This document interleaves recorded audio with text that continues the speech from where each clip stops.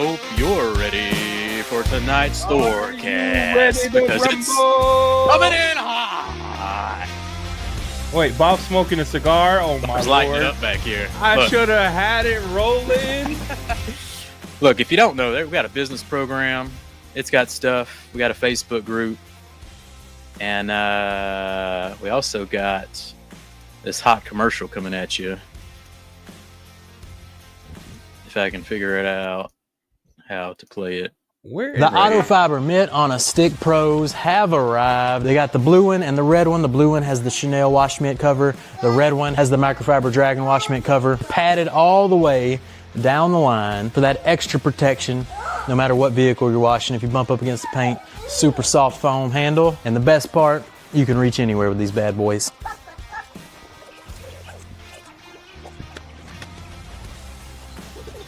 Best part, when you're done after the wash, you can pop the wash mitt off the Mitt on a Stick Pro Plus, and you can grab one of our world famous drying towels.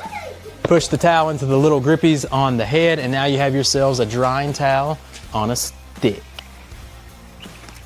Best part is I can dry the entire length of the roof from way back here with the Mitt on a Stick Pro Plus. Get your Mitt on a Stick Pro Plus today at thehouseofrags.com.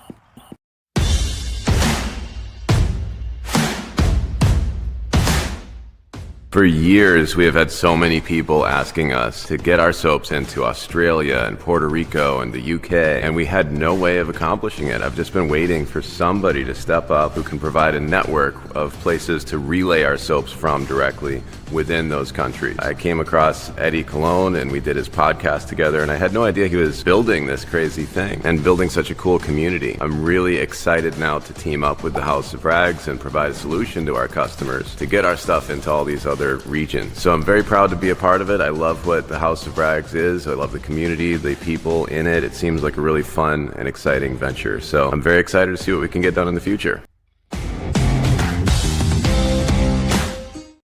Chem-X. Hey, light it up, Bob. Bob. Put this man up. Look He is the most American brand ever. USA. I wasn't even going to smoke this thing until you suggested it. Hey, I wish I could smoke in my house. Dang, I might have to go to the garage, dog. If we doing that, I might go get the laptop and go to the garage.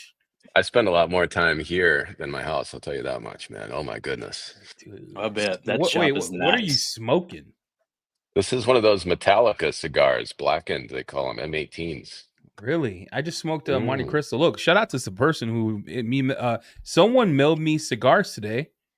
Don't know who it was. It was Oliva's. Mm-hmm. So whoever it is, care package, huh? Yeah, that's the third cigar care package. They know. Hey, That's next time, nice. put your name on there. I'll send you some stuff, bro. That's That's nice. super cool. That's nice. But there you go. If you didn't know, Chem-X is live in the house. Thanks for having me, guys. Bob, Yeah, I watch your stuff every time you drop a video. I watch every single thing. And let me tell you, Jamie's not a fan until recent. I'm a fan. Nah, until recent. Look, this guy is, I've been telling this man since the last time we were on the podcast together, where, you need to try this, you need to try that, you need to try this. Mm-hmm. Now he's turning and burning, bro. He's like a Baptist. Mm-hmm. Wow, every video that's cool. Oh, I'm super glad to hear that, man. I love your videos too. That's really cool. The pencil is sharp. I love what you guys are doing here. You're building a really cool community. There's a lot of forward momentum. I think it's exciting. Yes, sir. I think it's exciting. Yeah. So just looking from through a window on YouTube, I'm like, Chem-X looks like some hardcore stuff that doesn't translate to the detail space. That's what I was seeing from a distance. Mm-hmm. I was like, I don't know about this Chem-X brand. I had a lot of critiques about it. Eddie started preaching on it. He started trying it. We saw our friend, old Detail Doug. He's the main guy, awesome. I think, in our space that pop up on our YouTube feed and kept using it and kept preaching on it. And we were like, there's got to be something to it then. Wow! Shout out to Doug. Shout out to Doug. Yeah. Every maintenance wash gets the stars and stripes. Look, if I'm feeling fat, not gonna lie to you, bro. I'm taking 3 products and stripes. I'm taking stars and stripes. I'm gonna hit it and quit it, and hit it with snake oil and keep it moving. Mm-hmm. Yeah. Well, the thing with the trucks is, it looks pretty hardcore, and it looks like you must have some really aggressive stuff to do it. Yep. But a lot of the clientele I deal with in the trucking world have like the show trucks, the polished aluminum trucks. So you've got a truck that's worth, $250,000, and then it's got covered in mirror polished aluminum, which is really easy to damage. And it's still got paint, it's still got glass, it's still got seals on things, and it's still got tires. And we don't want to damage any of our customers' stuff. But the struggle is that those guys have got a lot of money invested in their rigs, and they get hammered every day they go out, and if they want to keep them nice, they got to keep them clean. And those guys will spend 5-6 hours mitt washing their trucks on the weekend, spend their Saturday on it, spend their Sunday on it. And our goal is to just give some time back, and figure out solutions that can save time. Yeah, so, I'm very nostalgic to washing a big truck. My dad was a log truck driver. Didn't have any show trucks or nothing, just a log truck. But he'd get real dirty, and we go out there and get the Dawn just soap and down, and I'd take my brush and I'd scrub it up. So I'm a little nostalgic to truck washing. So exactly how much work it is. That's exactly how, and it's a huge surface. It's extremely dirty. And so I tell people we don't really sell soap as much as we sell time. Yeah, trying to figure out ways to do it better. And what was it Kron was saying there, the lazy detailer, that was my last video. And I just leaned into it. I leaned into a comment that was just perfect for launching off of. And I just thought, well, what's the laziest way I can do this and get it done? And it's, I don't know, it's just a lot of fun to do stuff like that. And and we got that truck washed in about 15-20 minutes. No big deal. Yep. No, didn't lay a finger on the thing. And then, it came out fantastic. So that was super cool. Look, we're going to have to give something out. Okay. So Chem-X is live on the website. If you haven't live, seen it, everybody. Email went out. We dropped the Witch's Brew video where Jamie was smelling like he was about to lift dead weight. So we're going to give away Old Glory today from the House of Rags. If you don't know what Old Glory is, it's a touch reactive foam. And we're going to give it away. So stay tuned to the question that I'm going to hit you with in a few minutes. But yeah, we are live at the House of Rags. We hope to get to you're graphic designer, Bob. You got to pay that. Yeah. You got to pay that man extra. That man deserves a raise. This is why I did a little extra on the product. Yeah. I wanted to incorporate that background label design. I'm like, these are special. Like, they got to be shown off. You're real American, Bob. We put a lot of effort in, man. The labels, we'd spend a lot of time just tweaking them, thinking about them, staring at them, checking them, looking at them. You can tell.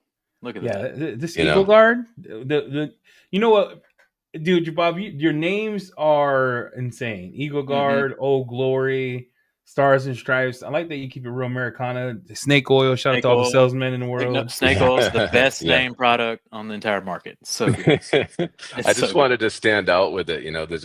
There's a lot of room in that industry for really crazy claims and people who promise the world and all this stuff. It just seemed like it fit. I was like, why don't we just really lean into that and just call it Snake Oil? I thought it would be ironic because I knew how much SaO2 we put into that. That's extremely expensive to make. Yeah, that stuff is. When we first released Snake Oil, there was just a hair too much SaO2 for the water to hold, so it separated out after a few months after it was bottled. If it was sitting for a few months, and so we had to just curb it a little bit back. So that first edition was strong. Yeah, a little too strong. Yeah, it was a little bit too much of it. The cool thing about all we this wanted to give it our best is that when we were talking about bringing him to the House of Rags, and he agreed. Thank you for trusting us. The goal was to, dude. I've been in one semi. I detailed one interior semi in the middle of a dead winter, and I said to myself, I'll never do this stuff again. And I was like, I don't know how you do it, Bob. And this before I knew about Chem-X, but I was steaming it out. So the goal was, how can we target the detailers, right? Because that's our niche, is the detailer. So everything on here we have tried on cars. I've actually used a gallon of this and a half. Which one's your favorite one? Green tea. Green tea. And then awesome sauce slaps. Awesome sauce slaps. Yeah. So So if you see it on our site, it's a detailer friendly. We're gonna have to ask you questions, Bob, because you came out with 2 compounds here. That Bandit Blue is a hitter. Let's talk about this and why the detailer will be good for the detailer. I mean, there's a lot of room for that one on chrome. any kind of, if they have aluminum rims or something like that. That's kind of rare in the car world more, but I think there's room on the chrome surfaces for that one. Anything that's just going to need a little pop when you're done, We designed it more for the mirror, like in the big rig world, you get a lot of stainless steel, a lot of polished aluminum. And I just kept finding that I needed something. And, a big part of what I do in here when I'm doing these videos is I try and see what I'm missing. What do I need that I don't have? So would this be useful for me? And so, that was a big one. I wanted something that you could spray onto the surface. The sprayable, it's a little bit of a shortcut if you're working on a big area, but it's a little messy if you're working on a small area, like on a car bumper or something like that. So in that sense, you would use it on a rag. Maybe you just spray the rag, use that way, and then apply it with the rag, so it doesn't get everywhere, because that stuff can get all over the place. Yeah, we were missing a real nice like metal polish, and for you to come out with Bandit Blue and the heavy cut red one is perfect addition to the house. So we were missing that for sure.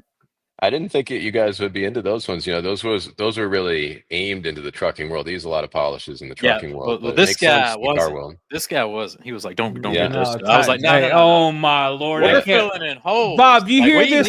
You hear this, man, Bob? Bob, let me tell you about this man above me. All right, let me tell you about this Yahoo. I was like, Bob, I was telling this guy, "Hey, man, you got to try heavy duty."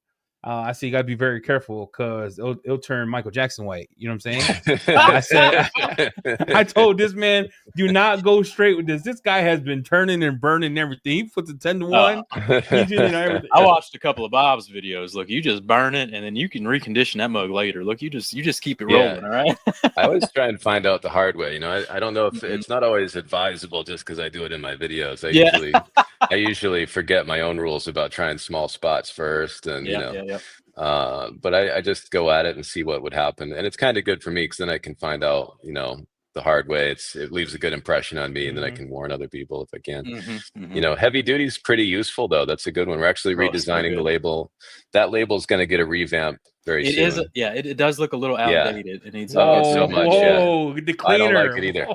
I don't like it either. You can tell. I've been ripping through all of them. It's a little, last decade-ish. Yeah, it's the last generation, man. We got to get those going next. Liquid X is getting a revamp right now. Awesome Sauce is getting a revamp right now. So I've been working through the whole line. So you can see the different look, Bandit Blue, Smoky Red, Snake Oil is up to date. All the stuff on the top row is up to date. Eagle Guard, Stars and Stripes, which is Old Glory. Design, though, man. So good. This design, Old Glory, I just buy it. That's my favorite one. I just buy it, put it on the shelf. You know what I'm saying? Yeah, that one's wicked cool. Salute it. No, that stuff's solid. Patriot powder, you guys have got I think you got some of this stuff coming. This stuff's right here. We've been we just did a small little batch on the first run, just see how everybody likes it. We're making another batch right now.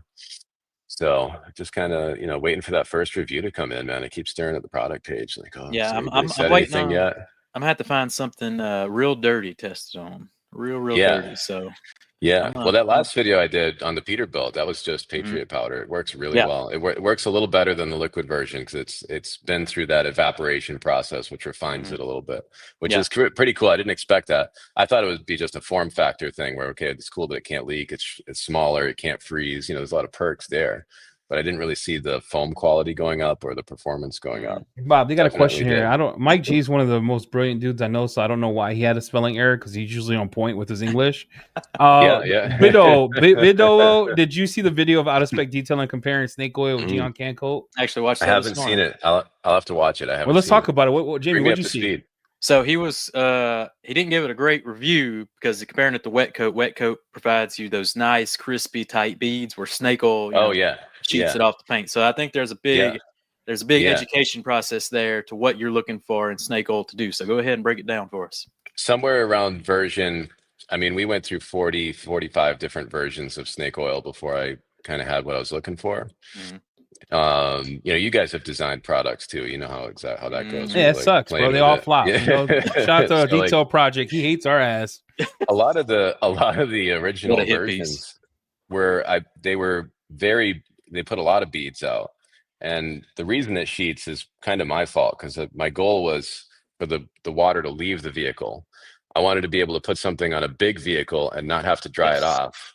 You know what I mean? I knew what my customers were looking for in the big rig world. And any of those beads, if you have hard water and you leave them there, it's all the minerals and all that. It's just a lot of that left over. Yeah. And as nice as it looks, like I agree, I think it looks kind of better, like in the moment. Yep. You know what I mean? Like I agree with that too. But on a functionality level, my primary goal was to keep the water spots from forming as much as I could. So I'm learning. I think sheeting is a good idea. Like sheeting is underrated. Like we might have to take a swerve in the industry at some point. We should make a sheeting coating and call it the snake oil cousin or something. I could, because like there's room. I mean, we could totally make one that beads more too. You know, I mean, I think if there's a desire for that, maybe make two versions of it. Yeah, you could have some other kind of version of it, and I think that would be maybe a beneficial thing to get into. Like I said, it was doing that in version 30 or 35 or somewhere around there. It was in there for sure, where it had a lot of beads, and we played with it, and I just felt like I didn't want the water spots if you didn't dry it. Yeah, I think the main thing when you're reviewing a Chem-X product, you got to remember what it was made for, and that's big. Like this comment sums it up: big flat areas, big trucks, dirtier vehicles. You got to remember that. So but snake oil does its job. For me, I use it. I loved it. Here's my maintenance wash. And I did this all last summer when I got real into this. I drank the Kool-Aid. I popped the pills. I bought the 5 liter or the 5 gallon pills, and I still have it. So I'll use Stars and Stripes. Pressure wash it off real good. Go in, snake oil it, and I could just blow it off, or just use a towel if I want to use a towel. But sometimes I miss a spot on the roof because I don't miss a spot. Let's call it what it is. I'm lazy about it. If it's a big truck, guess what Daddy's not doing? I'm not pulling out a ladder. So I let it ride, pray to God that it comes off. But yeah, man, I think snake oil hits. We do got a question in the comment here. Bob, can you tell us more about Eagle Guard? I'd like to use it in a foaming undercarriage power cleaner. Do you rinse it off after or just leave it on? Great question. I've used it both ways. That is a great question. So like I've sprayed it on and left it to dry, and it goes on really foamy. It's as concentrated as we can make it. I have 100-to-1 on the label, and that's just because like all of my stuff has 100-to-1 because my injectors cut it 100-to-1 at my customers, the ones that are automatic. But I think you could probably run it at like 500-to-1. I think it goes pretty far. And I've tried leaving it on at 100-to-1. It's like I said, it's really thick foam. But what I was looking for was, what's left on the surface. If you leave it on like a glass window and let it dry, it'll have like some very mild residue on it that would just wipe off. Yeah. But my thought for that product was for the undercarriage, and the foaming undercarriage cleaner. I just bought one of those. What was the brand of that thing that everybody talks about? He says Ridge Washer. Was it that one? I got it right there. It's that box right next to the drying towel right there. Nice. I just got it. So I haven't opened it yet. I want to play with that because I've been looking for a way to get that stuff on that doesn't cost $1 million. I've got one of those. I've got a crazy undercarriage washer from Mosmatic. Yeah, but they're like $3,100. I mean, like you can't expect anybody to get that. So like, and they don't even fit under a car. So like I needed something. I'm excited to try that Ridge one. I think that you could probably put just a splash of Eagle Guard in that thing and spray it on and leave it. It will leave the protection, like the rust inhibitor, behind if you rinse it. But obviously, if you don't, there'll be more of it on there. You know what I mean? So my thought is to spray it on and leave it. That's what I did on the last truck I brought in here, that last video that I did about being lazy and all that. I kind of figured that went with it, just spray it on and walk away and not rinse it off. And you couldn't even see a residue on the frame. You couldn't tell anything had been left to dry there. So Bob, so I think that works. You started your last time we spoke. I have notes here. You mentioned you were working on version 2s of some of your products. So one of the products that you made like a 2-hour video. Yes, I watched the whole thing. You were talking about looking at interior products, and you had a whole slew of interior products. Have you made any movement towards what a V2 looks like, or are you just like, what, I can't beat what I got? It's tough. I'm pretty happy with the way the current formula works, and we wanted to kind of just reinvent it a little bit because there's a couple things I don't like about our current one. Like, it leaves a lot of residue behind, has a little bit of oil in it. And so if you get it on your glass or your, in your gauges or anything like that, it'll leave residue. So you'd want to you'd have to touch that up after. And if it's on your door panel and it rains on it, like it's raining outside, you open your door, it gets kind of streaky looking. You have to wipe it back in. I don't like that. You know what I mean? Like, So we're trying to get past that. So we're trying to figure out something that doesn't do that, but also gets the work done. There's something magical about our current one where I can just use it on. There's something easy about it, like especially on, like when I'm detailing a big rig, you get those ridged like rubber floors. Yep. And they're really difficult to make look good. And I've had a hard time getting to that level without those oils in there to kind of, work everything out and make it look presentable after. And it's not too greasy looking. It's not like a really greasy finish once it sets up. It reminds me of like the McKee's Rejuvenator, but I like the way it foams because yours foams up when it hits the panel. So I use the green tea. If no one knows what we're talking about, they have an interior cleaner that absolutely works for the inside of the car. It makes it look like a new plus finish is what I call it. It's a little darker, richer look. I don't use it on clusters or anything like that, but you could use it on leather, vinyl, exterior. I use it on plastics. I use it on the Tesla. When you open up the frunk and you clean the frunk, it'll make it dark and rich. Yeah, shout out to Frunks. That's what she said. And then, yeah, man. So if you don't know what we're talking about, we're talking about the interior cleaner. Yeah, I watched that video. You had like a 3-hour video. I watched it all. It's so good. Yeah, it's so good. Yeah, and that goes back to you testing your products. Like once you start watching the Chem-X channel and dive deep and watch them through, you're testing stuff on the raw aluminum pieces all through the interior. So the level of testing you do is very admirable. Well, I appreciate that, man. It's not very scientific. It's just kind of like I try and just, spray it on, see if it works. I try and blind test them because I have no problem saying like I like another, like I love Kosh Chemi a lot. Like I love like Geon's. I haven't had a lot of experience with them. I'm sure it's like really, really good. But I wanted to blind test them to not be lured in by how the label looks or anything, or to not even know what to expect. So I just blind tested with, I think my favorite one was the Kosh Chemi. What is that one? Green Star, Polestar. I think it was Polestar. Yeah. That one I really liked. That was really, really, really cool. I get really dilutable. Bob, 1 second. I got to roast this guy because boy. Keith gets hot and sweaty for cheap products. So hey, cars with Keith. Keith, we need to send Keith some real chemicals because we ain't send Keith the Chem-X foam cannons. Yeah, so he could drop it. Talk about hot and heavy. Yeah, my foam cannons are out of stock now. I keep not ordering them in time. They get made in China, and it takes like a couple months. I like the coordinated colored foam cannons. I like the system. Yeah, me too. I like I've got a new box design on this latest order, so it'll look a lot sharper. Those those blue and red eagles that I have on my website in the footer. Yep. So they got that vibe going on now. It'll be really cool whenever I get them. Yeah, whenever you get them, hit the ocean.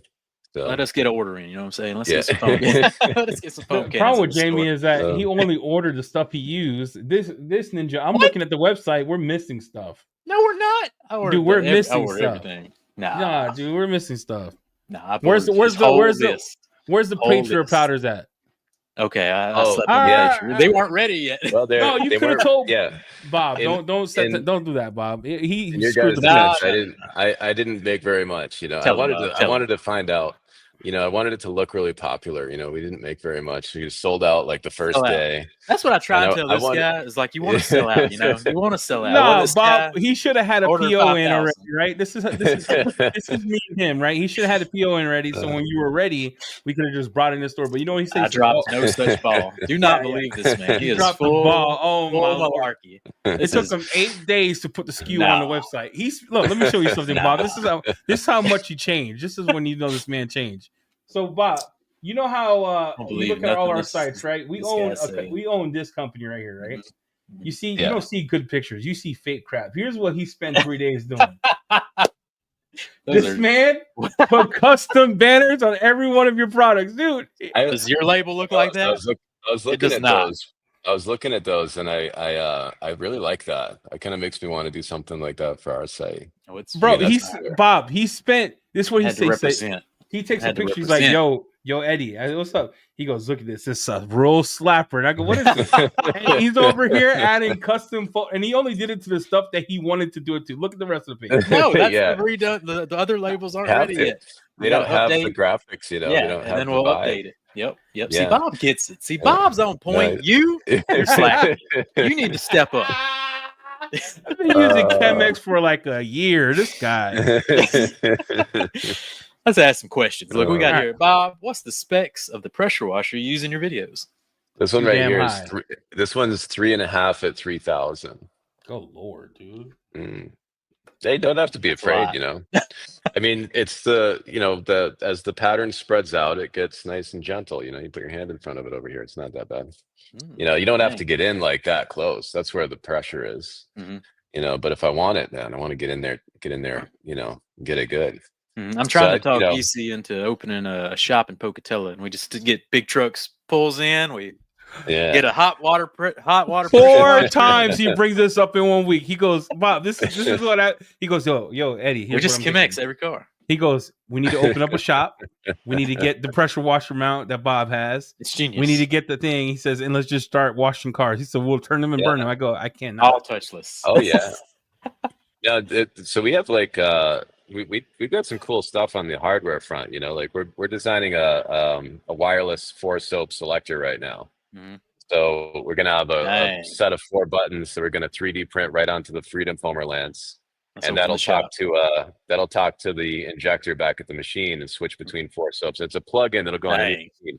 It's going to be built into an ammunition box, like an ammo case. You know what I mean? So, and you mount that right on the wall. You got 4 tubes coming out of it, or straight into your gallon jugs, and you just select them right where you're at. You know, right next to the button that turns on the tactical light. Yep. So, shout out to Josh V coming in hot. He dropped his new quiver foam cannon. He's working on a pressure washer, Bob. You're gonna definitely have to test out the Josh V pressure washer. I would love that. I saw Josh doing thank you for testing my stars and stripes, Josh. That was the coolest thing. I came across that. There's nothing cooler than, because I don't really like push the like sponsored things, you know what I mean? So to come across like Josh's video reviewing my stuff without any knowledge of it or money or anything or incentives or nothing. You know what I mean? We saw his stuff. He didn't review my stuff. Well, see what had happened. Well, see what had happened was Josh reviewed the Walmart version of this touchless soap and not the good stuff. So all the comments directed him to the good stuff. So then he knows what's up now. Yeah, he knows what's up. That's pretty cool. Yeah. Oh, thanks man. For making a great product. Look at this man. I've been watching Josh for years, man. I love his channel. Yeah, he's killing it. Yeah. Ever since I feel like I've probably been 2 years watching Josh over there. I think about 2 years. I don't know. Time's a vortex to me over here. Yeah. But it's I love that. It was so cool to come across. So thank you, Josh. That made my day. I love to see a really truly unbiased review like that. You know? That is awesome to me. I think that's what's great He's about the earth. Yeah, I think that's what's great about your brand. Like Chem-X is just so organic from the get go. From you starting your YouTube, your videos, you know, have evolved through the years, and now you're like a cinematic. Bro, there's like Michael Bay. I'm watching a Ninja Turtle commercial. Like now it's nuts. I think the coolest one was when you had hold on, Bob, while we lick your butthole. So the coolest one was when you had the sidewalk sweeper, and you were going around your shop and just cleaning your own sidewalks, and then pull that mug in and cleaned it. I was like, this is cool, dude. That's what I love. He'll get a tree reacher thing, and then you go use it to cut some limbs down or clean the sign, or he'll get the street sweeper and literally go use it. I love that. I gave everybody in the shop a boom truck ride in that thing too. Like we had a whole afternoon of just riding up into the trees, checking them out. We have a lot of fun here. You know, it's just there's something great about it. You know, I bring in everybody asks me how much I charge for the details, and I've never charged for power washing. You know, because like I was born into this industry. You know, so like I was raised around this concept of dealing with businesses, and then see how much does it cost to bring a truck. Well, for a truck wash, you guys should get into that because you can get about 130, 150 bucks to wash a truck. Tell him, Bob. Tell him. But I don't charge money for it because I was like, companies would call up call me up and say, hey, can you show me what your soaps can do? And maybe we'll buy your system. And They so you drive out and you drive out, you wash their trucks all day. They give you a t-shirt or a hat, you know, and then sometimes, you know, you get the business. That's before I started posting online and having a website and stuff. But I decided to keep that going. So I had never charged to power wash, but I've been doing it for my whole life in different formats, you know, whether it be washing the containers that we would take back in to recycle them from our customers, or just washing our own vehicles or showing people how our stuff works. So I love that here. We still don't charge a dime for any of these washes, and it just kind of keeps the pressure off, you know. Like, I don't have to worry about, like, I do my level best, but I don't consider myself to be a detailer. You know what I mean? I'm just doing it so I can learn as well. And so I like not charging. It keeps it more of a hobby for me, something I enjoy. There's no expectations, and then whatever they see when they come back, it's always elevated because they're like, oh my gosh, this looks so good. You know what I mean? Yeah, I love thinking that. Like, well, you know, I paid this much and you didn't do the roof over there, you know? Yeah. That's when they get eagle eye and they're like, well, what's this over here? I love that you'll just get like a metal polishing kit, and you're like, all right, in this video we learn how to metal polish. Let's see what happens.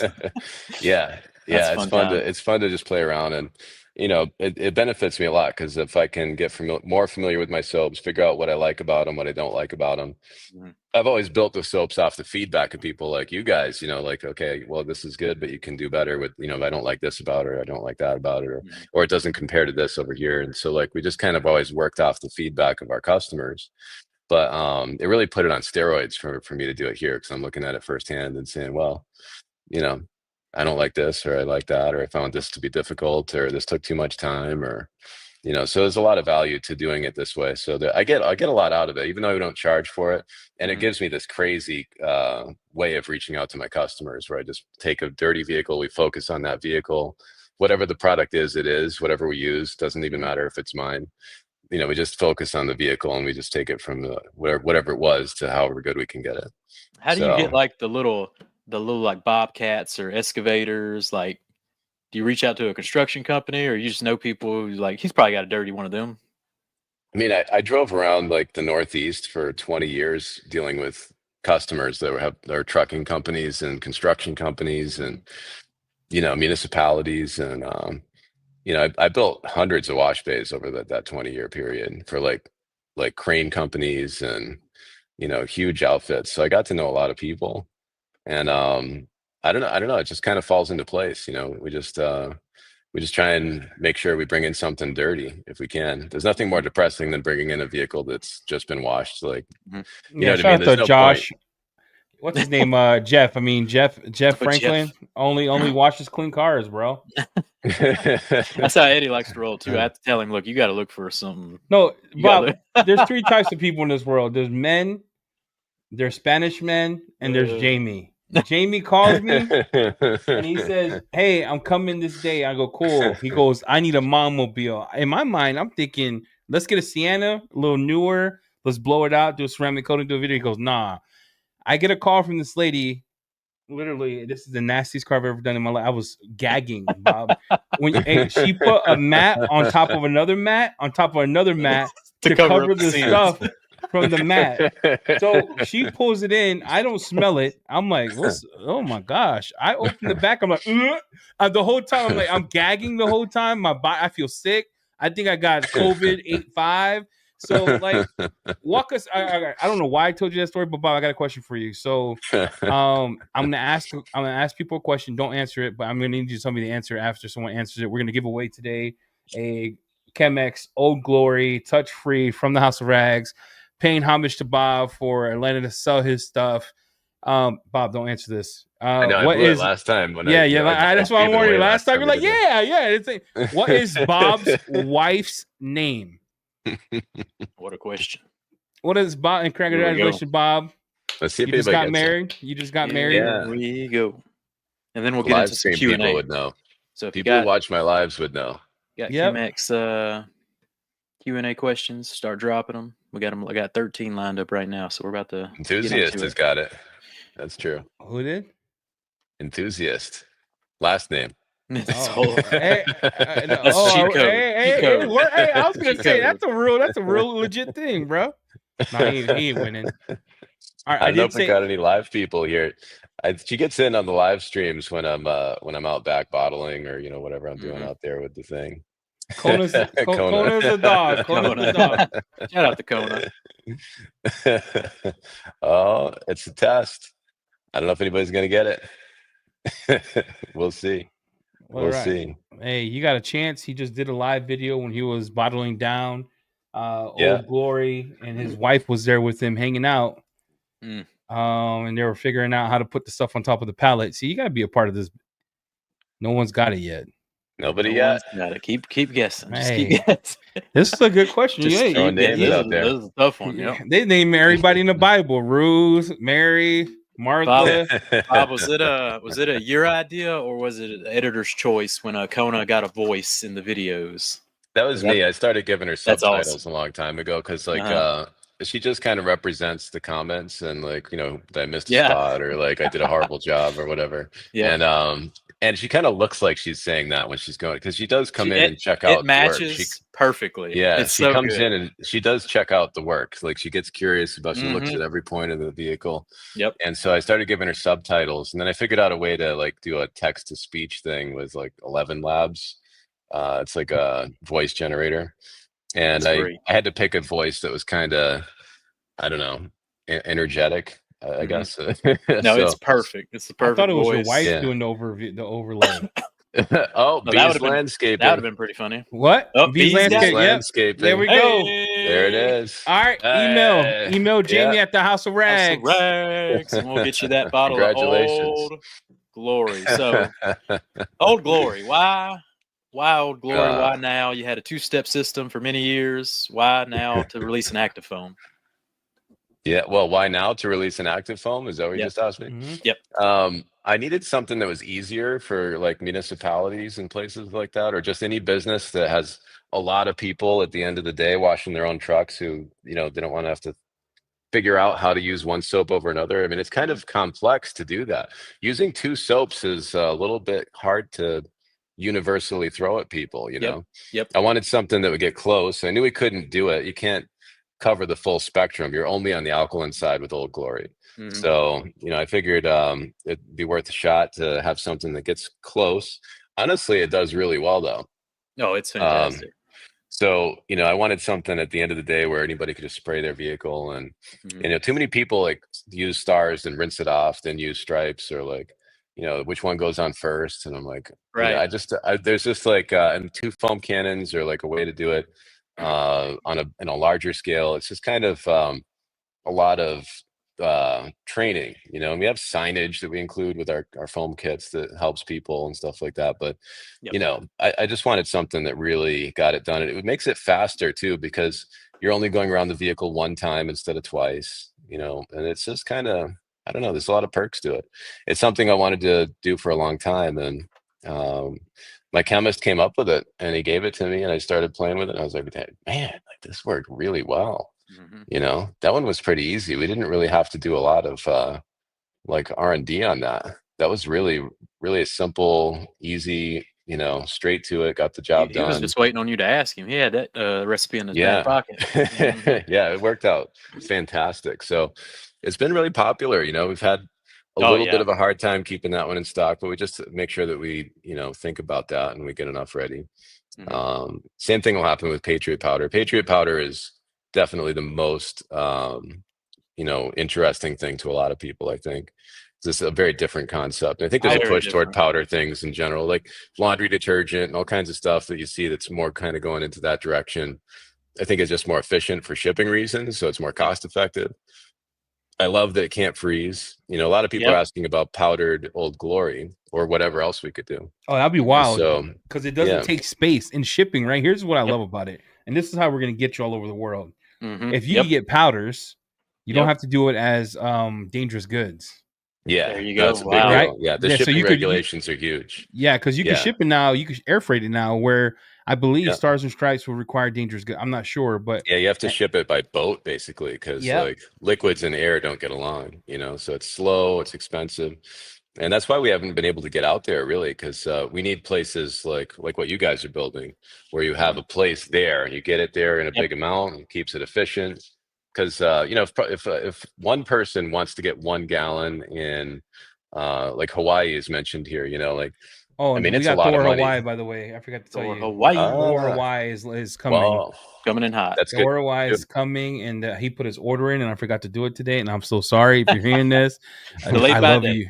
I'm sorry. Man, yeah, we'll get it there. So that's good news. I didn't even know about that one. So that's going to be really helpful because we get a lot of people from Hawaii asking, but it's a lot of money and to get the stuff out there, and it's very difficult to make it work on a paperwork level. So yeah, there's shipping issues with that for sure. Yeah, so one of our companies has had a problem with this. Nexen made a powdered compound, and they've got it held up at the border. It got flagged, dude. It got flagged by FedEx. They retain the powder, so it is a problem. I mean, I could see that. It makes sense, I mean, that makes sense. They got to make sure. They have to have a way to make sure it's not, I mean, that makes a lot of sense. Well, I'll tell you what, you give a sniff of that one of them Patriot powders, you go. Oh, that's between you. You ain't recovering. Hey, let me tell you, you're not recovering. You sniffed the Patriot powder because you're a crackhead. It's between you and God. You done. You're done for. You are done. Yeah. This is a weird thing to have powdered versions here. I don't see anyone else doing it, and I mean, is it a good idea or not? I'm trying to see how it goes, because like.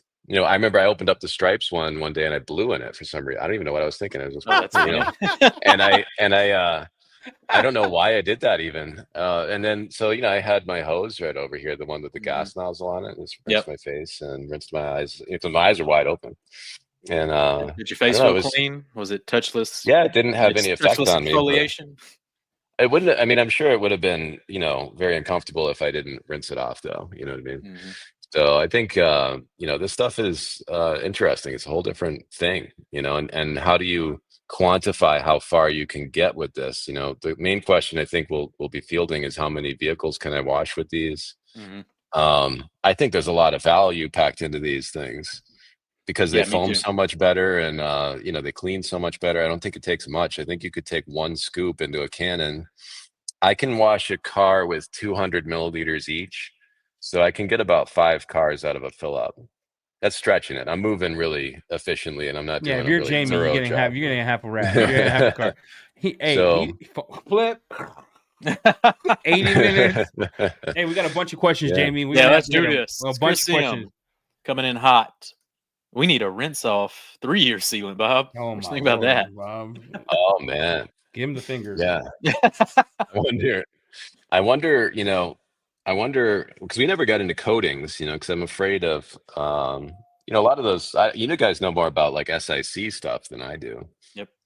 But I'm afraid of things going sideways or locking in stuff that's underneath them, or So like once you get into SIC, it's a whole different thing. SiO2 seems like, my experience is really forgiving. So I think this would be cool if you could do this. If you could make it so when it evaporates, meaning the carrier now becomes water.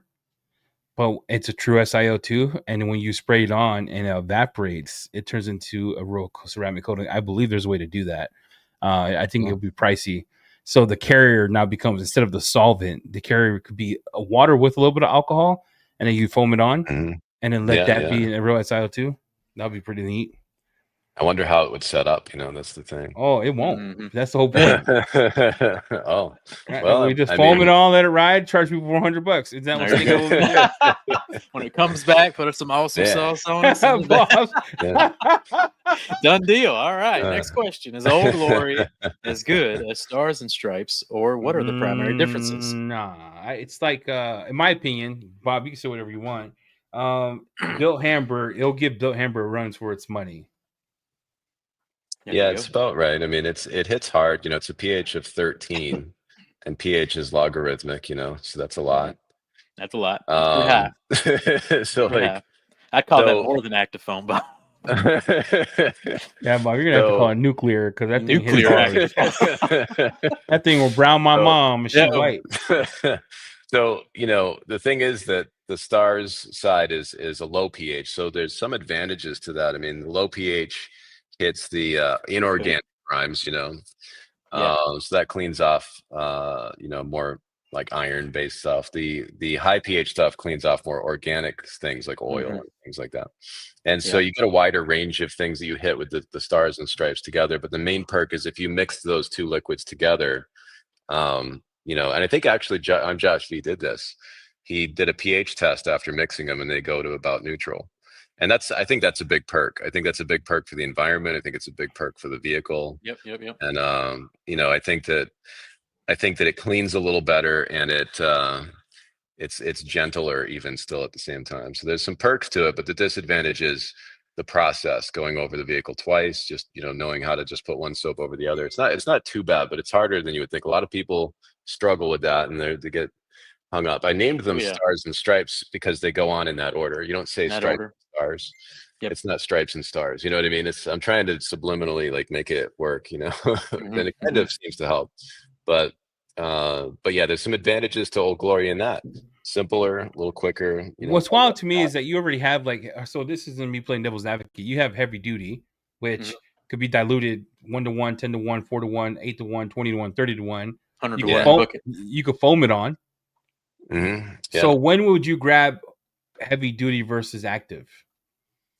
I think that I don't really like heavy duty as a vehicle wash myself, and I don't really like it as an APC, as I've done it a million times in my videos where I use it on like an interior of a car or a truck or whatever. Yeah, I wouldn't. Oh yeah. I don't like it. It doesn't work.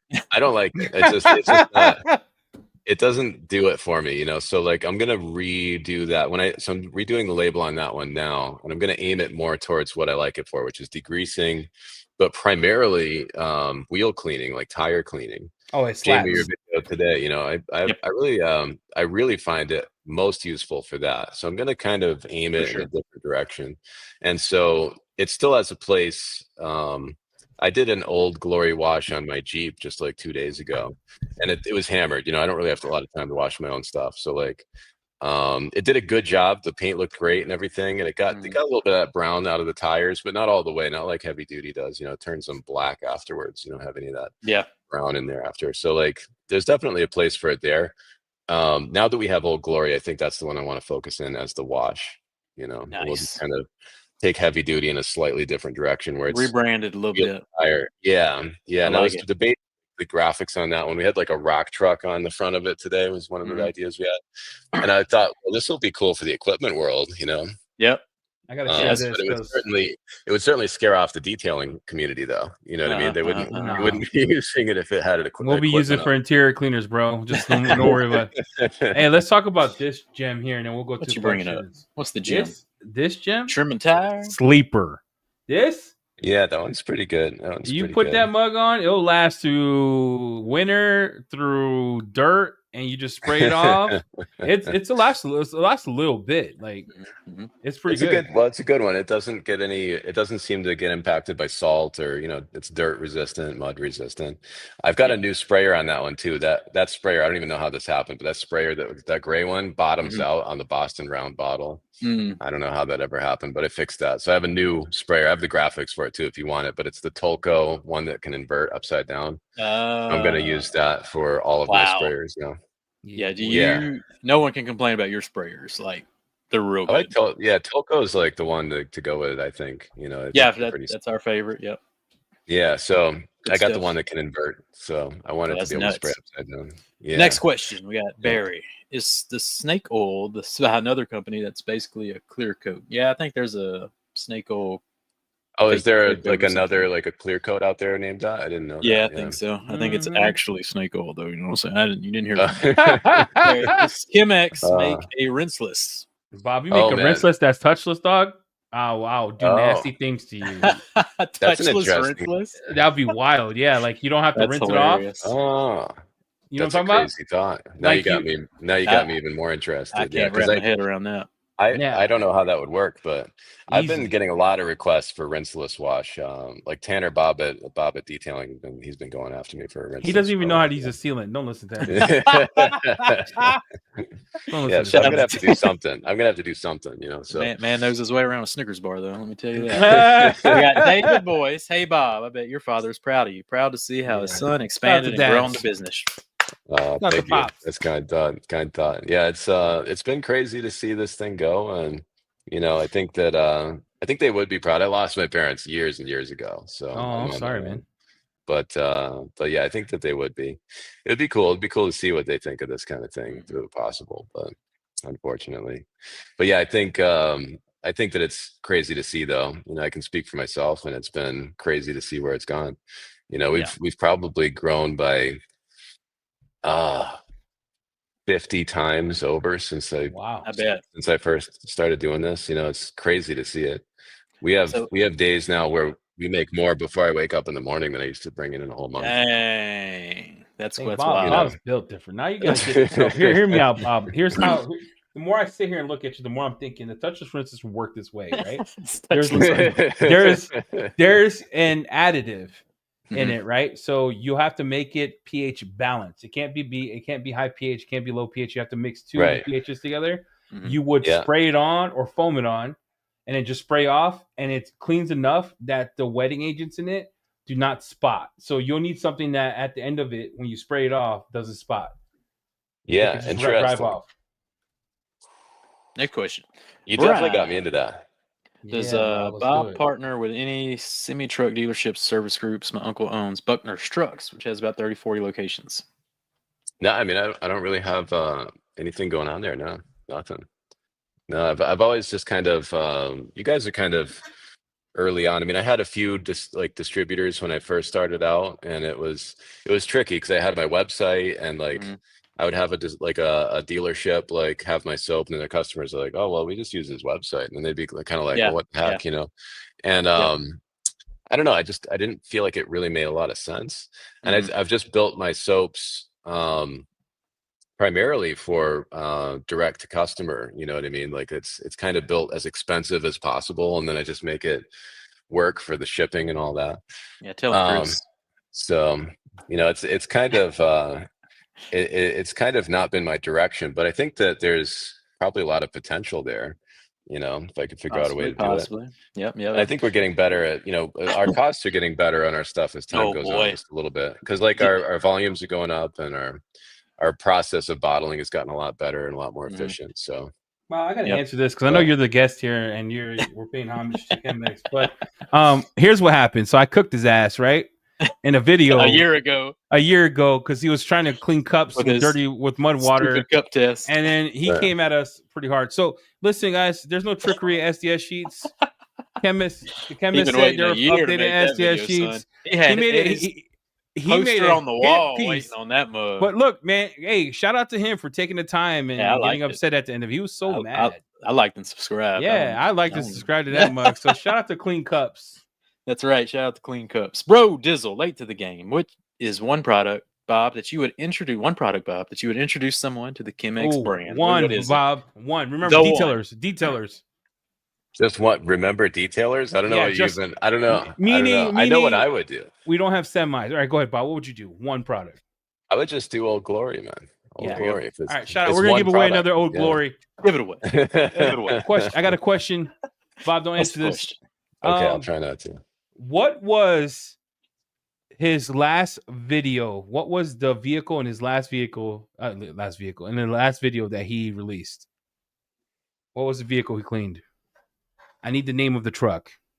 Name of the truck. Oh, there's the video. That's for sure. You must have took notes or something. Dude, did he do this? Is this the last one? That's the name of the last one. Hey, I'm gonna give it to him. Look, I'm just, the fact that he named it, bro, he's getting it. I don't care. Hey, time out, chat. Towing one. Lord, I like it. Someone had this mug on speed dial. You see that, Bob? You got a lot of fans. That was quick, man. Holy moly. Oh my Lord, bro! You had the finger on the trigger. Hey, I'm gonna give away McGuire's best soap of 2025, Nemesis. We're gonna give that away. All right, no, go ahead. Next question. Christian, what's your biggest mess up when cleaning someone's truck? Oh, that's a good question. That's interesting. The biggest flaw. So the biggest problem was that boom truck. Do you remember the one you mentioned? The boom white truck? One? Yeah, the white one. So it came in. It had some weird stains on it. I think somebody sprayed some kind of I don't know, paint remover or something in a pump sprayer and went down the side of it. And they thought it was the Stars and Stripes. And I'm like, you watched the whole truck, right? And it was just like this pattern down low, and it like started big and then it tapered down. I'm like, use the foam cannon. Like, it didn't make any sense. Right. I wanted to help them. So like I started cleaning it up, and I got it, you know, ready to buff. And then I thought, oh, you know what? I always regret not using iron remover on the vehicle before I buff. I don't want to scratch the paint, you know? And so I used witch's brew on like half of the whole boom truck. And I started noticing that the white paint was turning pink. It was like house paint. It wasn't like normal paint. Like, the color change. Like, yeah, that color change just went into this like really porous paint that was on this thing. And so I had to like paint that truck to get it right. That's funny. No, you were. I've never seen you. You've always happy when you're washing the cars, even if you got to take 3 or 4 days. At the 4th day, when you came in, you looked pissed off because you were spray painting. Dying. Yeah, I was dying, man.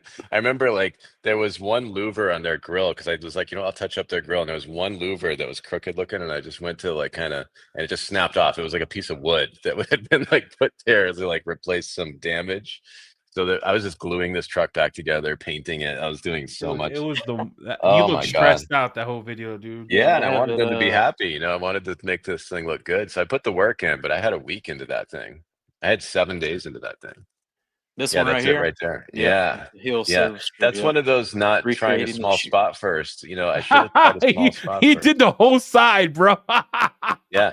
Now here was where I did a test. I was trying to recreate the Stars and Stripes having a staining issue. So I used a torch on the inside of the body of that thing, and I got the surface up above 250, I think, and the soap was like steaming off on the outside of the body. And it still didn't stain it. I let it dry. I did everything I could to get it to stain. Yeah. I try and recreate an issue. If there's something that a customer is dealing with, I try and recreate it and see what caused it. Was it, you know, direct sunlight, or was it like, you know, how would it happen? So yeah, there I am with a can. I went to Ace Hardware and like cleaned them out of like white gloss spray paint. Hey, my question is, Bob, let me ask you this, because this is, and then we're gonna do another giveaway. Let me ask you this. So you did all this work when you know you didn't stain it. Why? Because if I would have done it, I would have said I didn't stain it. See it, pick your crap up. Yeah, but I don't know. It's all about like they seemed like nice guys, you know. I don't know. I wanted to help them. They had this problem. Whether we caused it or not, they had a problem. You know, they had a problem. They were looking for a solution. I thought it would be good to experiment since it was damaged anyway. I'm like, all right, let's see what we can do. Let's see if we can damage it with Stars and Stripes, just to like really find out. We had an opportunity where we had to fix the paint anyway. But what does it take to damage it? You know, what sucks is, like you said, it's like house paint. So like your stuff's not designed to work on, you know, just house paint. So having a truck like that, it's a good test. What's cool is even the house paint. Yeah, even on the house paint, it didn't have any issues, but it still wasn't probably a good test for clear coat because there was no real, you know, normal surfaces on this thing. But it was cool to see it transform a little bit and clean up, and they were super pumped. We had some fun with some skits on the thing. We had like we slammed the door, and like I had a chainsaw pop out the other side and turn on, and like it ran over to the outrigger while I was lowering. We crushed it and lit it on fire. This is a good use of beauty right here. I would not. I love you, but I would not be using that on that. Use the interior cleaner. Interior cleaner use that heavy duty. No, his interior cleaner does real good. It restores interior cleaner does, yeah. But if there's a lot of dirt out there, I mean, I gotta get it off of there. I usually come back with the interior cleaner after I get the bulk of it out of the way, you know. So, but yeah, that one took 7 days, man. I was exhausted, and then I painted the rims, and then I used heavy duty on the rubber, and then that just went and turned the rim brown all over again. I had to paint that rim twice. It sucked. Classic. Everything about that. Every day, every time you said the next day and you cut to the next day, you look more and more pissed off. All right, we got more questions. More questions. My fave. Hopefully this doesn't happen to Josh V's pressure washer, you know, when Bob gets to test it. What was your beef with the Kranzel pressure washer, Bob? It was only a sacred object because you know, I wanted to just kind of be really different, you know. I had gotten a lot of heat from the detailing world when I first started, you know, just a lot of heat about anything you can even imagine. And I thought it would just be because and even looking back now, like the Kranzel people seem really like nice. Like I look at their Instagram now, like they seem awesome. Obviously they have like a really nice machine. Well, we're a bunch of pricks, dude. Every Kranzel person is like people who own Teslas. We're pricks. I have a little shrine for that machine in my showroom. I put it in a case. That's and awesome. I have like LEDs wrapped around it. And, oh, it's a masterpiece. I just awesome. Thought it would be fun to just be completely different. I thought that I'd like to stir the pot a little bit, you know. Dang, you dropped the nuke on it. You and used it. It wasn't even that there was anything other than I had bought that machine used from a detailer friend of mine, a good friend of mine, and he told me it wasn't really good, like working that good, you know. And it was just already spent, you know. And I had this machine that I spent $600 on it, and it just wasn't really, it wasn't able to run, like it wasn't turning on. It wasn't running well when we managed to get it on. And so I had a choice of, do I fix this thing up? And, you know, I don't really have time, you know? So I also had people who were yelling at me for not supporting hydraulics on heavy equipment when I'm working on them. And so I had a buddy who had his RZR here, and all my jacks were taken up and all this stuff. So it's like, I just looked around and I saw the Kranzel. I thought, or Kranzel, I should be nice. Put up under there. Well, I thought it would be interesting, and I bring the video out, Jamie. That's the funniest video in the world. He dropped more questions. We got to keep answering questions. Dude, he dropped a bucket, and he left it there for an hour while he washed his truck. Oh, the whole video, it was there. It was there till we pulled it out. We dragged it across the ground on the way out. It was disgraceful. I just hope that Kranzel didn't feel bad, because I don't want them. It's not about their machine. They'll be fine. It's obviously a good machine. They sell a lot of overpriced machines, Bob. They'll be fine. They'll be fine. Yeah, they're fine. Look, Conway coming in. Bob, tell us more about the aluminum cleaner. Polished aluminum wheels, clear-coated aluminum wheels, anything you should or shouldn't use it on. Anodized aluminum, you want to probably keep it away from that. Like anything on anodized seems iffy. I think the aluminum cleaner is useful if you have polished aluminum, like aluminum that has been polished in its past, that has been kind of let go a little bit, and it has oxidation on there, and kind of like, you know, just the usual stuff, the junk that gets on there in the wintertime. It can help clean that off and get the aluminum back. It won't etch the aluminum. But my caution there too is if it's the summertime and you're washing, and this applies to big rigs more, but if you were washing a big rig fuel tank in the summertime and it's 90 degrees out and there's hot fuel in the tanks, don't use M-Shine on it, because the heat will hit it differently and it'll streak it like instantly. So what is polished M-Shine? aluminum likes cold. It's phosphoric acid. It's like a mix of different things too, but primarily it's phosphoric acid. Yeah. Okay. So it does the work of acid, but without etching it or turning it. Like it doesn't scramble the surface like a hydrofluoric acid or like. Oh Lord, he ordered it without knowing what it was. Hey, yes, I watched Bob's video. Look, I watched like the whole tutorial of M-Shine. He used it on like this terrible rim, and I was like, "That's it." It could be pretty useful. Like I think I've had some pretty happy customers who have American Force rims and things like that. And, they're so hard to maintain and keep clean. I mean, it needs to be a solution. So that's our solution on the website. Well, that's cool, man. And I'm going to make the label really cool. I'm thinking of naming it Moonshine. That is perfect. And we got to figure out how to present that. But I'm trying to think of American culture things. And, you know, we're working on that. You know, we're working on that. I like it. So we'll make it a lot more appealing looking. Oh, look at Josh Reed, dude. Bob. Oh, Kubota. Bob. Which of your products do you recommend for tractors? I just bought a Kubota tractor and it's getting delivered tomorrow. Time out. Why the hell does he need a tractor? Josh, we bought a tractor. I'm jealous, man. Why'd you buy a tractor? What? Put up, Josh. Buy a Quiver foam cannon, everybody. We got a tractor to pay for. God. He wants to be efficient in cleaning it. What do you recommend? I think that my best option at the moment might be Old Glory, man. You know, I agree. Yep. I think that might be my bet, because it's going to be in good shape. Obviously, Josh isn't going to let it slide for very long either. You know, if you needed some heavy work on the tires, my heavy duty is going to be my best solution for sure. But as a general wash, I think the Old Glory. Doesn't Josh live in San Diego? What the heck's he doing with the tractor? I didn't know you could buy tractors in California. I thought you had to get a permit. Wow, I'm impressed. Yeah. What if Josh's channel just full shifts? Like he releases the Quiver, just full shift. He's farming, he's tractoring.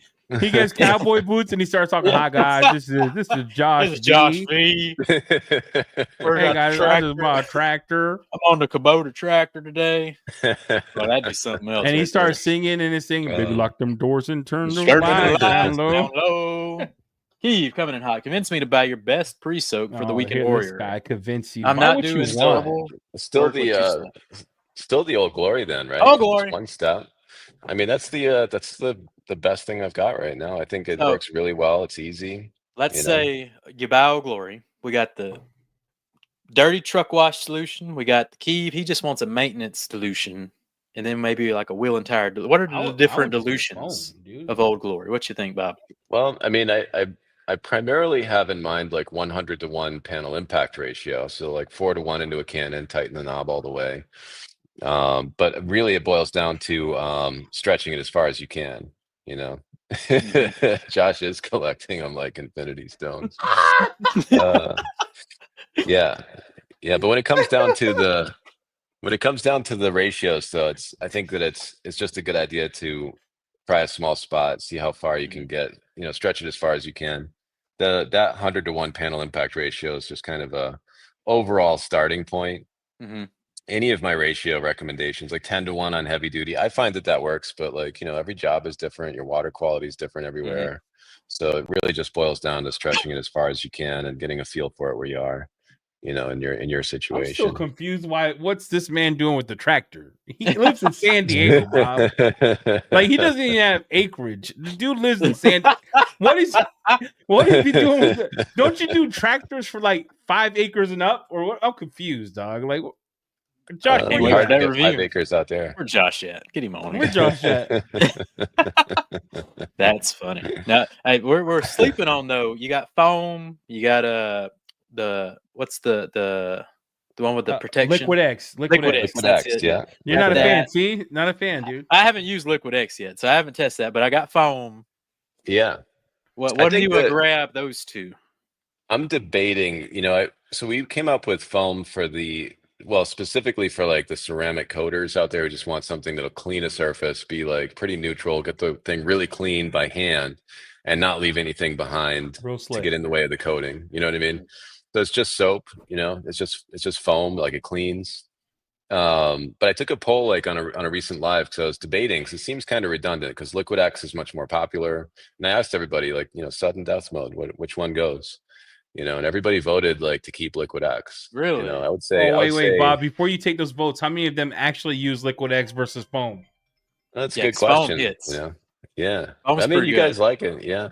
Maybe we'll work with it. I don't know. I mean, because I'm not try Liquid X too and see what you think. Maybe. I'm gonna have to try Liquid X. I've never been a wash and wax guy. I like the just plain soap. And Eddie's out of here. All right, back to the questions. How much is Patriot powder with the 5-gallon pail? So you got a couple of combo kits you can get with the powders right now, huh? I think it's $159 delivered. Let me just double check because I don't know what the heck I'm talking about here. Let me look on my website real quick. And a couple of different sizes. I'm pretty sure it's $159. Yeah, so you got a case option, case of 3 sets of the, you know, so it'd be like 3 pounds of each. Or you've got the single jars of each, but with the pails, let's see here. Oh, it's not even letting me see it because it's sold out. I'm pretty sure it's $159 though, off the top of my head. Dang, Josh got chickens. Sure. What? Got a lot of grass. Okay. I'm jealous of Josh out there, man. That sounds really nice. Oh, he's out there. It looked like he had a really nice area when I saw him using my soaps out there. I was like, what a beautiful spot, you know? Yeah, man. But yeah, I believe it's $159 for the single set of powders plus the 5-gallon pails delivered. And so you just dump the powder, all the powder in the 5-gallon. Yep. Yeah. I think I even have I have a couple pails there. So those pails on the ground there, I just filled them all the way to the fill line on the label, and then dumped the whole jar into the top. I got jars that specifically the opening is narrow enough to go into the lid of the, you know, the opening of the pail. Yep. And you know, it keeps it easy. It easy. So you have those 2 different modes. You have that, or you can scoop it into the foam cannon. You know, 1 scoop for keeping it lean. Shovel. Explain the shovel, right? Yep. So, well, it was somebody in my comments. So this guy named Ian the Woodchuck was in my comments when I first released the idea of this. And what he said was, because at first it was just to make the 5-gallon pails that are ready to use strength. So you put the powder in, and then you can top off your foam cannon from that without measuring anything. So it was a shortcut. And I thought it'd be more efficient than shipping the pails and the water and all of that. I was like looking for a way for people to save the pails and just keep getting them refilled. But this guy said, oh, now I can put this straight into my foam cannons and it'll save so much space. And I didn't think about that till that moment. I thought, what a great idea. And I looked into scoops for about 10 seconds. And they, the whole world of scoops is like, they're all garbage. All garbage. I was like, I can't see that, So my first idea was to create like a flag that would be like contoured in here, that would be a scoop that would hang between them. But that didn't really work out. We were trying to design it in the CAD software, and we're like, this is not gonna look good, So we realized that we could do a shovel. So good. So we made a World War I era entrenchment tool. It's like literally got the rivets in it and the seams from the handles and stuff. It's pretty neat, man, but it's not super accurate. It's not as good on an accuracy level. It kind of, you want to hold it kind of level, But it makes a good stir for the cannons, because this stuff takes a few minutes to dissolve if you put it into the cannons. I mean, how lame is it when you open like something powder and you have to fish out the stupid, I hate that. It's so bad. So can we buy the shovel? That's why we made this. Ooh, can we buy the shovel separately? Yep, the shovel. That would actually be pretty cool. That'd be awesome. We should throw this in with orders or something, right? Because there's or you should let us, or you should let us buy some, Bob, because we can't. Hey, you need to back your mic up. You awfully loud. Oh, I mean, I love this. Yeah, you so loud. Oh, you yelling at us. Yeah. So turn this mug down. Turn that mug. You look. You singing. Let me turn them lights down. All right, here we go. Lights. Yeah, an Old Glory. Yeah, it's better. Used on a vehicle that has a wrap. I would think it would be okay, but let's back Bob out. Let's back Bob out. All right. No. Right, yeah, bring you back in. Bob, be careful with that one, Bob. Keep it simple, Bob. I've never seen any issues. We haven't had a whole lot of experience on that front yet. I don't know. We haven't heard any complaints. With all the different manufacturers and levels of quality of wraps. Yeah.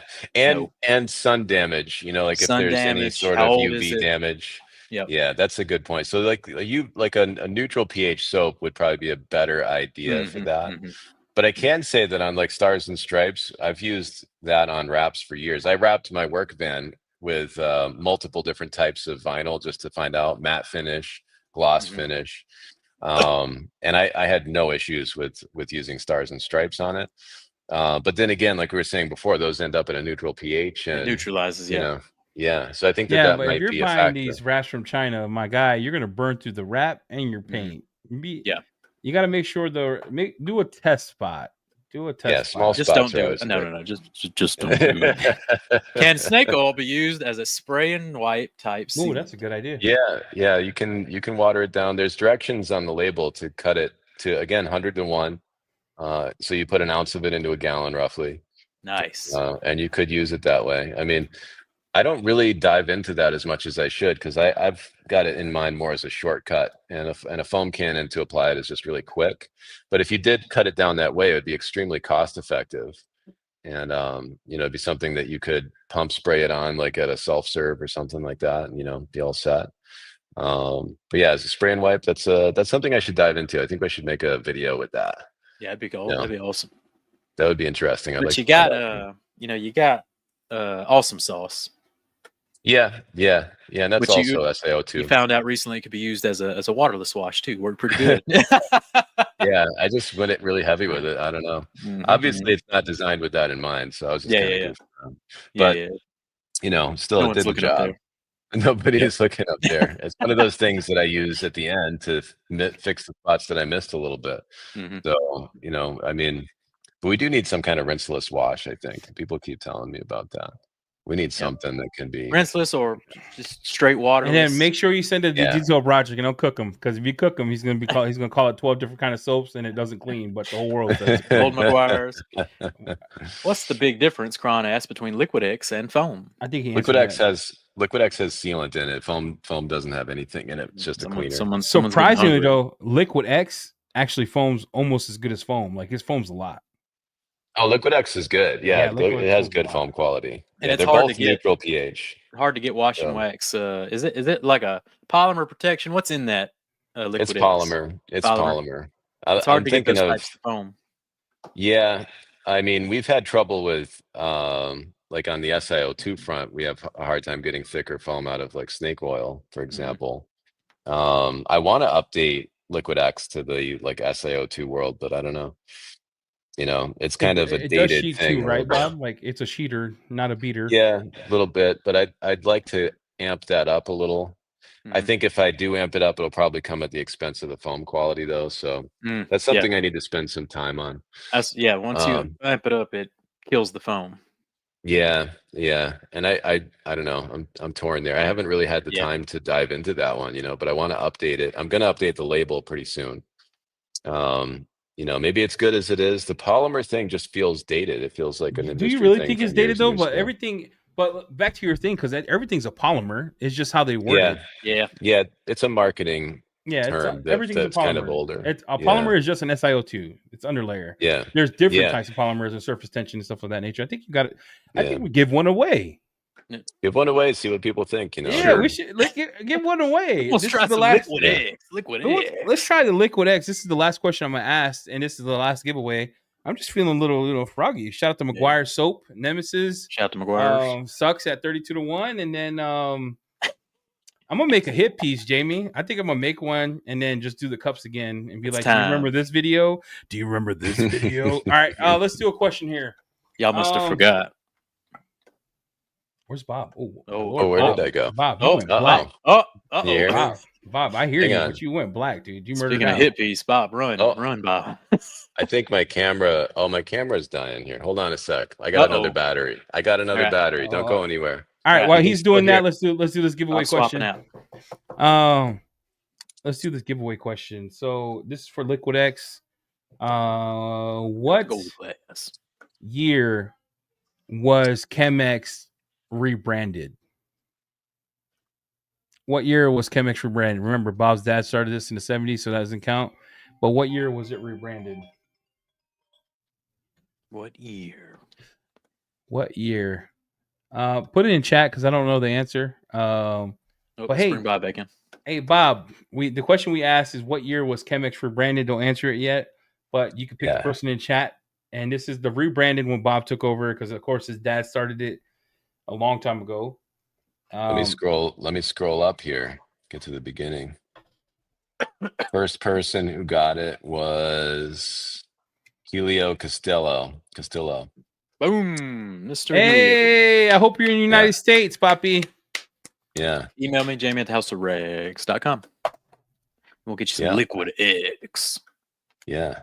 That's my father started this business kind of. It's not this business, but this kind of business in 1979. That's wild. And so I was born in 84. Pressure washers, chemicals. What came first? Yeah. So my father was a distributor for a larger entity called Consolidated Chem-X. It was spelled Chemex. They were like a manufacturer. They made the soaps. They made the power washers. My father was a big distributor for them. He covered New England. And so they went out of business in the early 90s. And we kept going because we had a really good customer base and we were able to hire the chemist that was there. He went out on his own and we brought him on to do that. He worked on his own thing, did his own shop and made us the soap still and sent them to us. And then the guy who made the power washers kept on selling the parts but nobody was building the power washers anymore. But we had good power washers and they lasted for years and years. And I grew up kind of maintaining those and delivering those soaps. And eventually I decided to rebrand because there's the coffee maker company's named Chem-X, Chemex.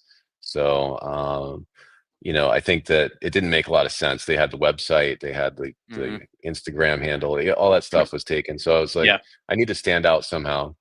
And so I decided to just keep it simple. Everybody was used to saying Chem-X. I just put a dash there instead. And it kind of modernized it a little bit, but I got the URL, got the Instagram handle, got the YouTube handle, Facebook, got all that lined up and just started posting stuff. And I built my own website. I used Squarespace on the first round, set it to live. Your website now? Wow. Dude, your website that revamp? I'm gonna pull up the website because me and Jimmy were talking how salty we were. Yeah. Pull it up, video. Yeah. I'm like, we've always done our own website work, man. It's crazy. We put a lot of work into that because that's that's our storefront. You know what I mean? This that's how website we is straight fire. Look at this video playing right at the beginning. Shop now. Stars and stripe powders ready to go. Yeah, we have put a lot of work into that. I got a really nice team here. They do a great job. Great product photography, great graphics work. I love the flow of it because you know what this does for me? Like as a user, I used to be a UX architect. Is right away, I just feel connected. Okay, dang. Like when you show me those shots, I'm like, all right, I'm gonna shop right now. So I got right now I'm buying. I gotta clock the action here. I'm buying now. Man. Yeah, no, we put a lot of love into that. The menu structure is great now. It's easy to update, easy to change it around. And looks good on mobile devices too. You can see on mobile devices, it looks really good. I've brought Three-quarters of the viewers are mobile, so. Like, where's my embedded videos, EC? Where are they at? Oh, I can't do this. Hey, I'm trying, Chris M, but here's what happens. This man's making pumping and dumping videos. Can't really use that as a know-how. You know what I'm saying? Like, hey, but you're, let's talk about, all right, I'm not going to show the gear because we got something coming that we collabed on. I'm not going to show the gear. It's coming. It might be on Bob's website already, but it's coming. Bro, Thor created by YouTubers. We have no videos on the side. Not something. Yeah, we suck. Look, Chem-X. This man's having a problem with his tonneau cover, however you say it, which is plastic. He says he needs a proper Chem-X chemical to get it clean. What you think about tonneau covers? Man, I wonder. Yeah, it's hard to say without seeing it exactly and knowing what you're using to try and get it clean in the first place. There, Yeah, that's a weird angle too. If you're trying to do a touch-free wash on it, that's probably a weird angle. Like it's kind of, standing from the side of it and coming across it. You know what I mean? It's not a good direct angle. Like if you're trying to do a touch-free wash, the soaps are going to loosen up all of that road film and dirt and stuff, but it's the power washer that's getting it off of there. And you got to have good head-on impact. Yeah, just put some friction on the thing. Get a mitt material on there. I would touchless the whole vehicle, and then I'd spray like foam or a little diluted more Old Glory on the back, and then take it my brush, give it a scrub, and then pressure wash it. Yeah, that's exactly right. That's what's up. Yeah, that's what to do. Matt, how much product is one scoop? One scoop is 9 grams. If you put a heaping scoop in this scoop, that's 9 grams. There's 453 grams in a pound, but we put about 465 grams into each one of these when we fill them. And so, if you scoop that and you weigh that, you'll get about 9 grams max in one of these. So, you can do that to fill a foam cannon, 9 grams into a cannon. You can do the math on that. 453 divided by 9. That's how many foam cannons you can fill. Nice. And then it's all up to you on how far you can use it, because everybody sprays differently. The reason I can't tell people how many washes they're going to get very accurately is because you got people who stand there and hammer it, and then you got people who move, and that's really the main thing. Yeah, you got to learn 9 grams. So we selling drugs. Yeah, I was like, man, that's right. It's white powder too. It's Bob crazy. Keeps it real. Bob keeps it real. Bob's for the streets, everybody. Barry from the hood, dude. He's got 9 breakdown of the cut and polish. So we got the smoky red, which is a heavy cut. It's got more grit, more agitation. The carrier in that is a little more designed for heavy cutting, and it's used like a normal metal polish. You shake it up. You got the rouge in there. You get it all stirred up by shaking it. Put it on a rag. Work it into the. If you're doing aluminum with it, you work it in. You'll see the material kind of turn black as the oxidation comes out of the aluminum. That one does the most heavy lifting.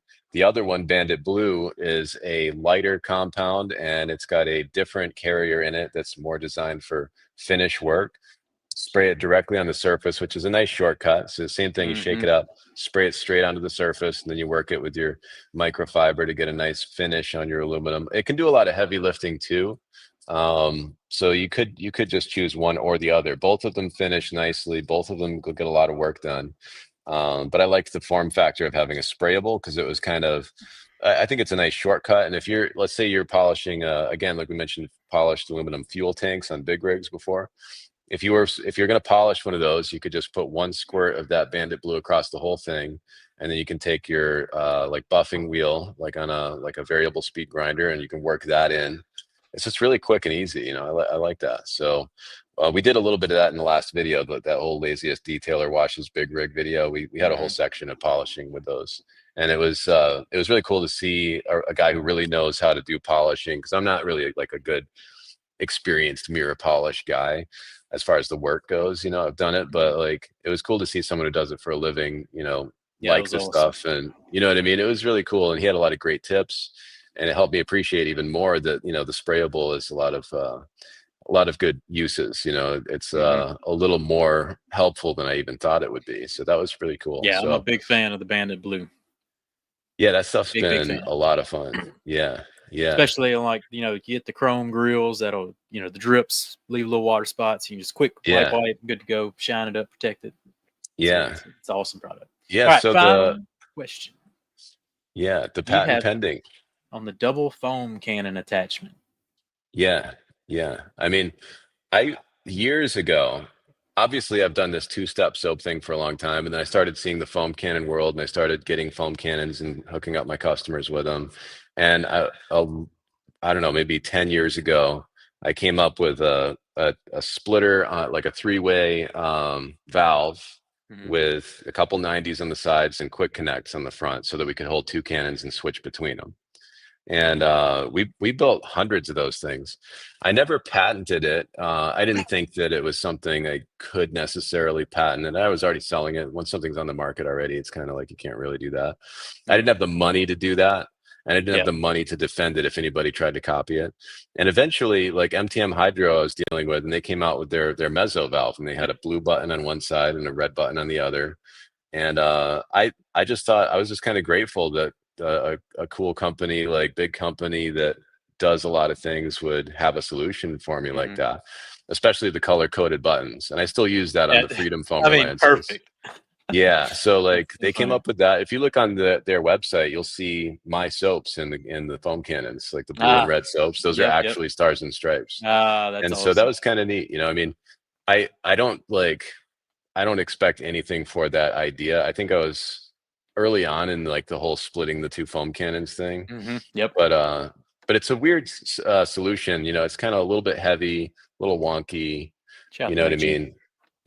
So I think that it kind of serves a purpose, but like the other modes of those two like switcher button systems, where they have the pipe and then like they hook up the foam cannon on one side and you can rinse out of the other one, they're a little off balance. You know what I mean? The pressure is pushing your gun sideways the way they lay out. So I don't know, and they're a little expensive. Those meso valves built ready are like $135. Yeah, they're pretty pricey. It's a lot. Yeah. I don't know if it's necessary. I mean, you could just hook up your foam cannon and set one down, and I don't know. I try and keep costs down.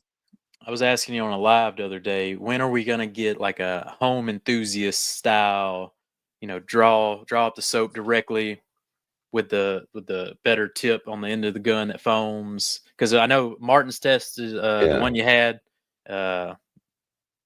Doug tested it, and they got okay results. When are we gonna get like a home version of the big system?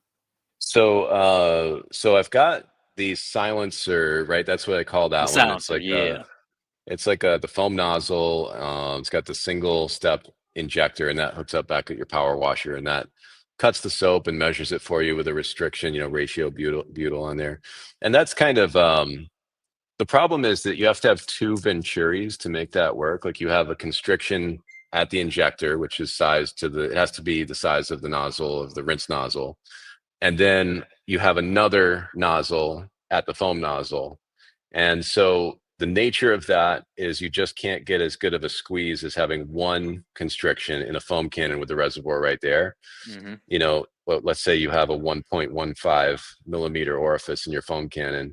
That's the only constriction that's causing the draw of the soap to go in, and also giving good thick foam there.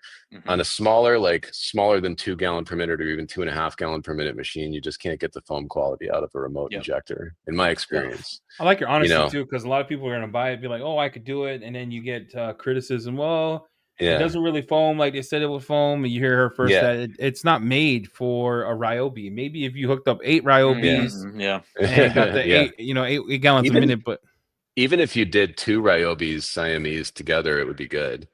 $2 $99 Ryobis, it would still be a lot cheaper than my silencer foam can. Like, that thing's money, man. And I just built it in with an SGS 35 gun, a Q Connect outlet, stainless Q Connect outlet, and so now it's like a whole kit.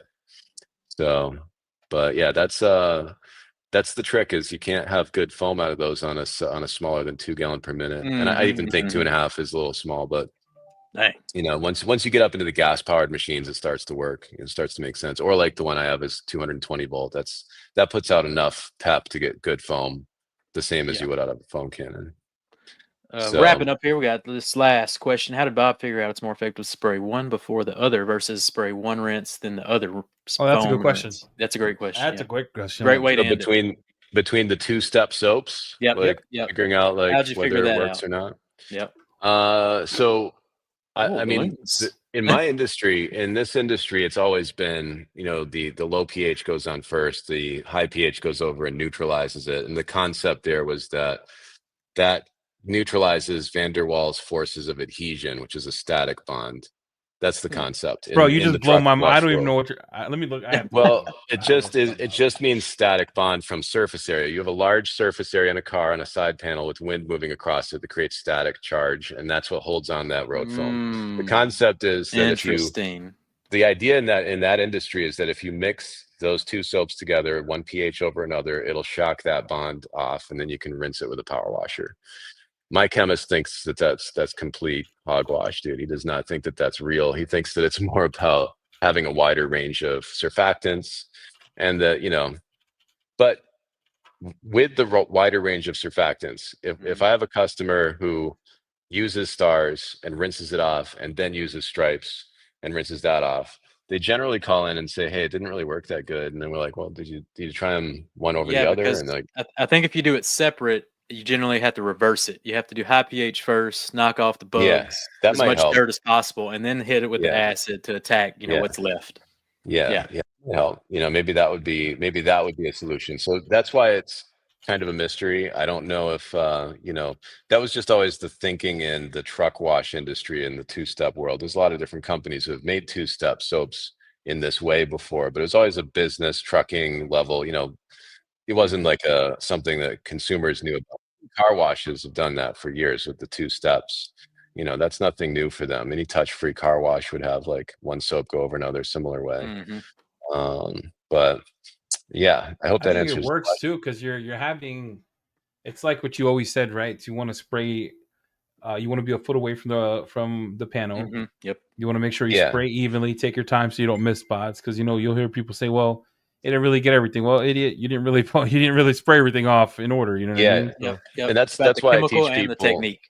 Yeah, the technique part of it is the rinsing bottom up thing is multi-purpose. Primarily it pisses off the internet and gets a lot of engagement and gets people talking. Then the other reason I do it is when you foam a vehicle and you mitt wash it, you don't think about this, but you can see where you wiped. Yeah. You know what I mean? That pattern is obvious. So you can see, I didn't wipe right in the middle here. Yep. If you do a touch-free wash and you don't have that, in that moment when you've mitt washed something, you rinse it top down because it makes more sense. You've already washed the car. In a touch-free wash, you're washing it with the power washer. And so now that's your physical contact. Rinsing bottom up into the foam just gives you a little bit of a gauge to see what you've done and what you haven't done. And it just helps it because it'll look great wet, and you won't notice till it's dry that you missed a bunch of spots or you didn't rinse very good. And it just helps you rinse more as well. If you were to apply your soaps at high pressure, then that rule wouldn't matter. High pressure soap injection would even get it better, and then you could rinse the top down and be even faster. Nice. So, but nobody has that ability. So that's kind of that's an unusual. Well, there you go. I think we answered every Chem-X question possible. I think we did it, boys. What you think, Eddie? What a good time. Eddie looks hungry. No, I'm not hungry. I'm sitting here thinking about this whole thing because Bob's been around for a while, right? He's still thinking about the rinseless. And I'm just thinking about shout out to my guy. So I'm thinking about what's next. I mean, we have what we have now. And this is the last question, Bob. What's next? Are you going to tap more into the detailing space for the masses, or are you going to stay in the lane of trucks and big places? Like, what's next? I want to make a safe on everything concrete dissolver. Ooh, so, there we go. That's needed. I've had that be useful before. I've had a solution for that for a long time, but I haven't marketed it, in this way online. And I want something that we can help people who have dried concrete on their stuff without damaging, without damaging metal. Romix backset is a good example. That's a very good example. Things like that. But I'm hoping to make it so that it's safe on polished aluminum, safe on glass, safe on paint. So we have something in mind for that, and I have some cool ideas for that. So that would probably be one of the next ones. Rinseless was always coming up. That would be cool. I would love the idea of a touchless rinseless. I mean, yeah, boy, I think I don't know how. Dude, if anybody could do it, is this man. Bob. We might have to fly out and film the testing of that one. Yeah, we'll do it together, and then we got to go get some New Haven pizza. Wait, Bob, are you a pizza fan? Yeah, big time. I had pizza for lunch today. All right, let me ask you a question, right? You see the one by everyone knows the rules. You're near New Haven, Dave right? Portnoy. Yeah, we're right near Frankie's and all that. I think. Oh my Lord! Yeah. I've been there before. Pizza in the world, right where you're at. I've been there before. Yeah, down in New Haven. Yeah. Come on out. We'll go get some pizza. Hey, we're planning. Hey, Bob, we're planning to come watch a semi truck with you. How do you feel about that? Make a video. I would love that. Yeah, come on over, man. Oh my Lord, you're gonna work. You're good with the camera too. You can teach me a few tricks over here. We'll learn the ways. We're gonna set it and forget it like that old commercial. Well, there you go, everybody. We did it. Very cool. Chem-X is live at the House of Rags. Bob, where can they find you? When's the next video? We're ready. Oh man, I need to get filming, man. I got nothing in the pipeline right now. We've edited everything down, and I got to get busy. I've got a logging crane scheduled to come in hopefully in the next couple of weeks. Nice. That's gonna be. I just got to make sure it's good and dirty, man. The logging stuff is usually the dirtiest, so you shouldn't have a problem there. Probably be a Terex logging crane. I cannot wait for us to go see Bob, and I could see I could see Jamie's body flying all over the place with 4 gallons a minute. Nah, hold it down, son. I can't wait for my guy Bob to be pushed back. I have 6 power washers in this room, so we can each have one, and maybe each of us can have 2. Plan the trip, Jamie. Plan the trip. Book the tickets. Each of us could have 2 power washers going. Hey, Bob, we're gonna come film, and I want to learn how to wash. I'm full wash. I wear metal polish, all of it. Yeah, test every soap. It's gonna be like a 4-hour video. It's gonna be great. It's gonna be nuts. It's gonna be tremendous. And then the title of it is the first time a fat person used a pressure washer. And then Bob, I'm gonna need you to get on my back, and we're just gonna smoke cigars and foam it down. We're out. Oh, what a plan, Bob. We'll see you on the next one, brother. Thank you, guys. It was fun. Take care.